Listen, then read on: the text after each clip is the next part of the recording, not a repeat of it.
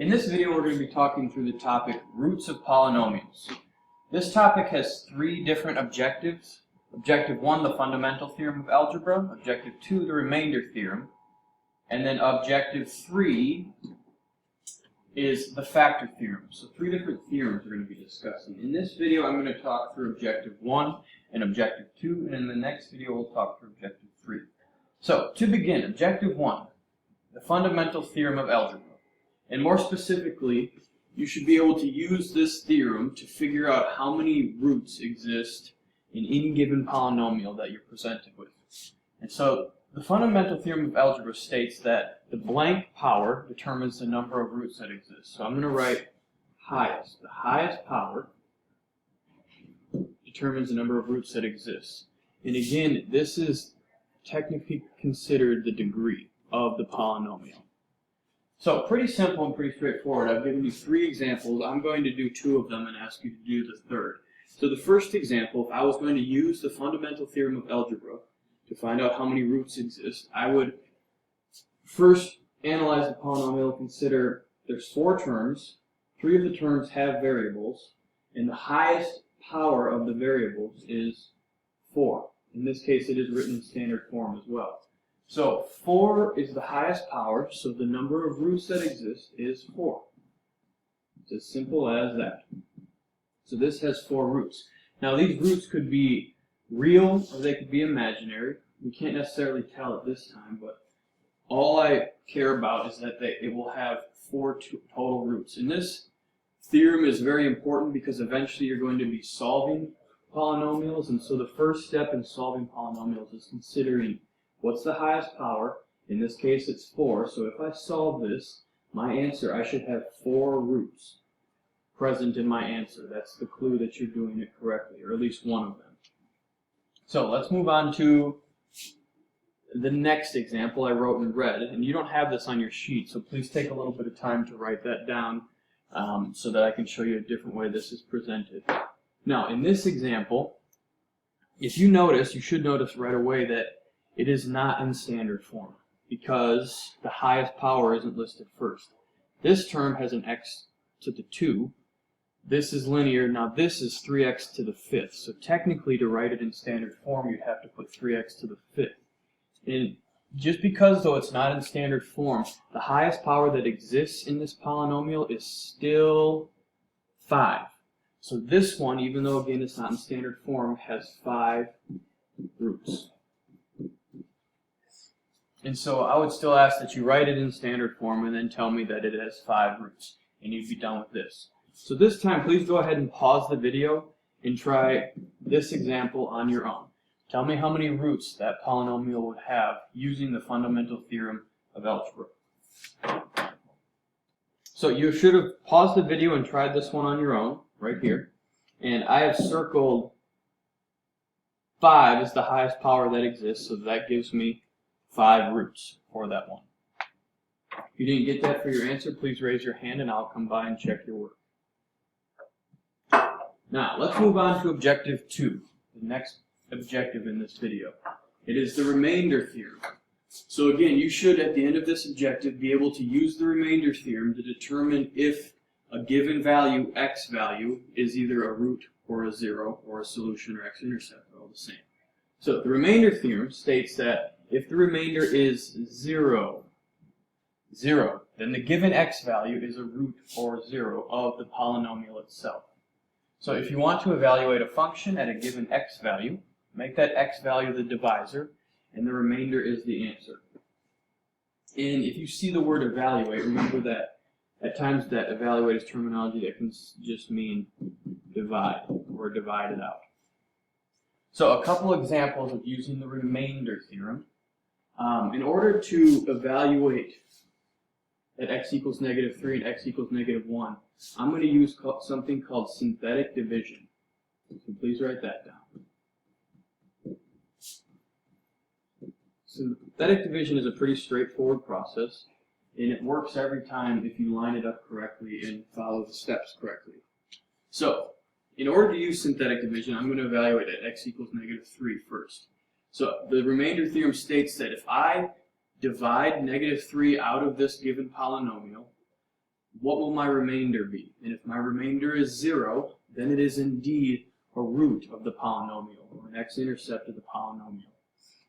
If it's not 0, then it's not a root, or 0. So the first step in synthetic division is to draw your synthetic division box, just like that. Out of your box, you're going to, right here, you don't necessarily have to put an underline, but I'm just going to show you that outside there, you're going to write -3.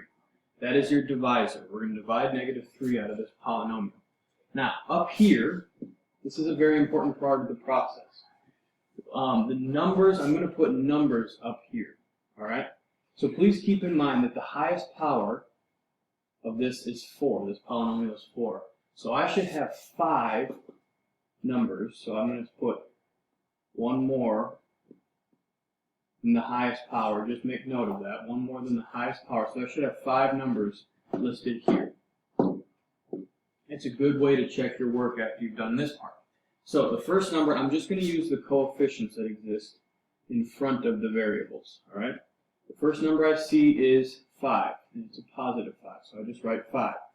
Now we also have to consider what's called space holders. And space holders exist when a power is jumped. If you see that if this is x to the 4th, it jumps to x squared. So it's missing, there is no x to the 3rd. All right? So whenever that happens, I have to use what's called a space holder. And I'll put that over here. Use space holder.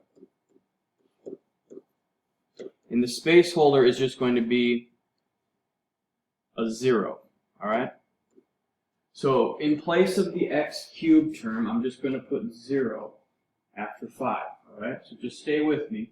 This will make more sense when we do the entire process. Now, after the x cubed term that didn't exist, so I put 0, the next term is a negative. Please, please, please include that negative with the 43. So negative 43. Then, if you notice again, this is x squared. It jumps down to the constant term. So in this case, it skips the linear x term. There's no x term either. All right? So instead of, I have to include a space holder for the no x term as well. So I put 0 for my space holders. And then finally, I have a negative 18. And I'm done. Check your work. There should be 1, 2, 3, 4, 5 numbers, which I have 5. It has to be one more than the highest power, which is 4. So 5 is one more than 4. I've done this part right, so I'm good. So now, the first step in synthetic division, after you line it up correctly, is to drop down the first number.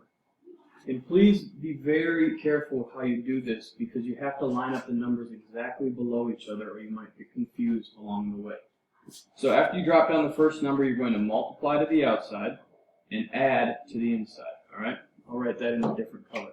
So you're going to multiply the numbers to the outside and add the numbers inside. All right? So the first step is then my number in question, -3, times 5. And the answer goes right here. -3 times 5 is a -15.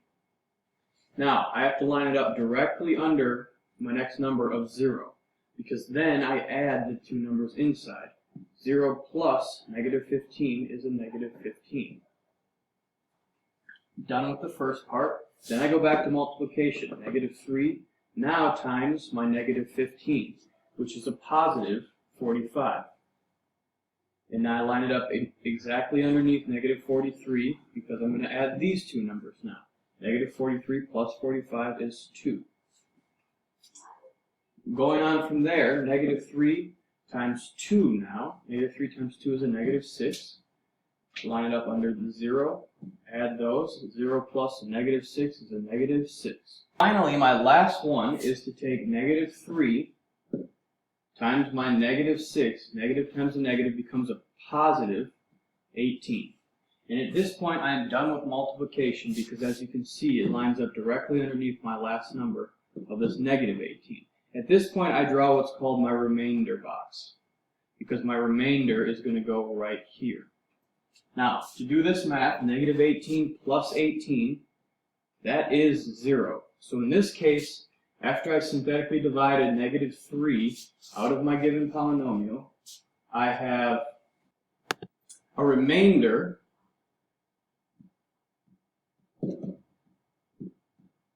of 0. So I'm going to just put r equals 0, and I'm going to use r for remainder from now on. So my remainder is 0. So the question I have to ask myself at this point then, does that mean that x equals negative 3 is a root, or a solution, or a 0, or an x-intercept? And in this case, according to the remainder theorem, if the remainder is 0, then yes, it is a root. So I have discovered that, yes,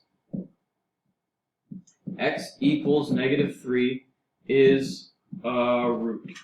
And I am done. Now, I'm going to show you one more example really quick to show you another situation that happens when it won't necessarily be a root. So, same thing, draw my synthetic division box, and I'm going to evaluate at x equals 1, so I put 1 down there. I put the same numbers up, 5, 0, negative 43, 0, negative 18, drop down, put a 5, it's multiply to the outside, add to the inside again, so 1 times 5 is 5, 0 plus 5 is 5, 1 times 5 is 5, negative 43 plus 5 is negative 38, then 1 times negative 38 is negative 38, 0 plus negative 38 is negative 38, and then finally 1 times negative 38 is negative 38. At this point, because I've reached my last number, I have to draw my remainder box. Now, this math, negative 18 plus a negative 38 is a negative 56. So if you can see, the difference here is that this was a remainder of 0, this is a remainder of negative 56. So a remainder of negative 56. So at this point, I can say x equals 1 is not a root of the given polynomial. So I've given you two examples, one where it was a root, so x equals negative 3 is a root, and one where it wasn't a root. X equals 1 is not a root. So at this point, please pause the video and try the two you-do problems. All right, it might take you a minute, but please work through the given polynomials and evaluate the root, or just the x value that they want you to work through to find if it is a root or not. So be able to synthetically divide, set up your synthetic division just like I did, and then tell me, based off the remainder you find, is that given x value a root of the given polynomial or not?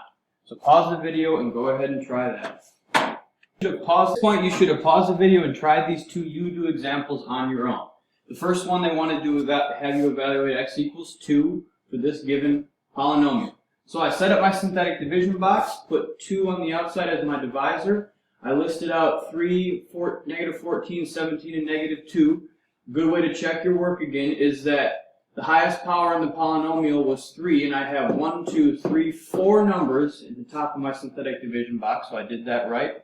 If you did your math right, so please look, I multiplied to the outside, put the answers in the inside, then I added, and I got a remainder of 0. So because the remainder is 0, x equals 2 is indeed a root of that function. Please check your work with that. Moving on to the next one.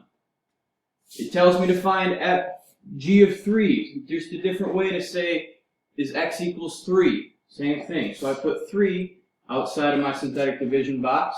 And in this case, I hope you remembered your space holder, because if you notice, it goes from 2x cubed to negative 3x squared, so 2 and then negative 3, but then it jumps. It goes from x squared down to the constant. So it skips the x, the linear term. There's no linear term. That's why I have to put my space holder here. And again, if you recognize, it's highest power of 3, and I have 1, 2, 3, 4 terms. And so after I do this math, I get a remainder of 34, and because it's not a remainder of 0, x equals 3 is not a root.